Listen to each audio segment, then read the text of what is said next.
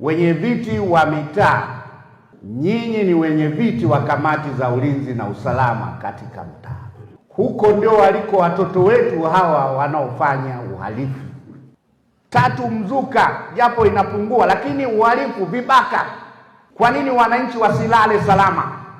Kwa hiyo ninawaelekeza wenye viti wote wa mitaa katika jiji la Arusha kuwa na mikutano katika mitaa yenu, na ajenda ya usalama iwe ajenda ya kudumu kila mkutano mtakapokutana. Sisi wazazi na walezi, vijana wetu ndio wanaofanya hayo, lakini mkuu wa kituo peke yake hawezi kukamata hao wahalifu. Lazima ashirikiane na wananchi na viongozi wa mitaa katika maeneo hayo. Kwa jeshi la polisi na vyombo vya ulinzi na usalama vinategemea ushirikiano wenu.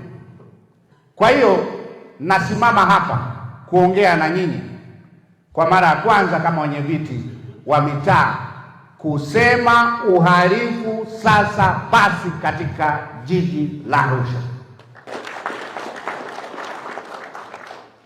Lakini mbali ya matukio hayo, mkoa huu ni wa utalii. Huu mkoa ndio unaopokea wageni wengi kuliko mkoa mwingine wowote. Utatua KIA, utakuja Arusha, utakuwa na safari zako. Mikutano ya kimataifa mingi inaletwa Arusha. Hivi tarehe 29 wametujulisha wiki moja iliyopita, mamlaka ya udhibiti na mambo ya hali ya hewa duniani, nchi 80 wanakutana Arusha tarehe 29 mwezi huu. Mwezi wa 10 bunge la dunia, yani dunia nzima, mabunge yao, wabunge karibia 10 wanakuja kukaa hapa jijini Arusha. Mwakani kuna AFCON, lakini kutakuwa na matukio mengine, mikutano mingine ya kimataifa inaendelea. Wiki 2 zilizopita tulipokea ujumbe kutoka Urusi, watu 200 wamefanya mkutano wa Arusha. Kwa hiyo ajenda ya usafi iwe ajenda ya kudumu. Nyie hapa ndo kioo cha usafi, ustaarabu unaanzia hapa katika kitovu, watu watakapokaa na kulala hapa. Kwa hiyo swala la usafi ni muhimu. Swala la pili kutoka mwisho, usimamizi wa miradi ya maendeleo katika maeneo yenu. Kwa hiyo tusikae na kero, lakini miradi ya maendeleo inapokwama mtoe taarifa, kwa sababu wananchi wanauliza kwa nini mradi huu sisi umesimama, mwenyekiti wa mtaa hana maelezo.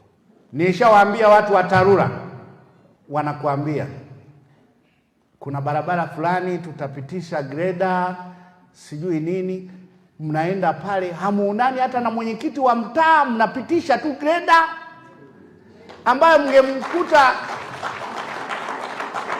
mngemkuta mwenyekiti wa mtaa angewaambia eneo korofi ni hili hapa, nyie mnapita tu. Halafu mtu anajitambulisha, mimi mwenyekiti wa mtaa, anamwambia mradi wa kutoka wilayani au kuhusu wewe. Kwa hiyo mkurugenzi na timu za wataalamu, mnaposhughulika na miradi hii inayohusu mitaa, wahusisheni na wenye viti wa mitaa katika maeneo yao.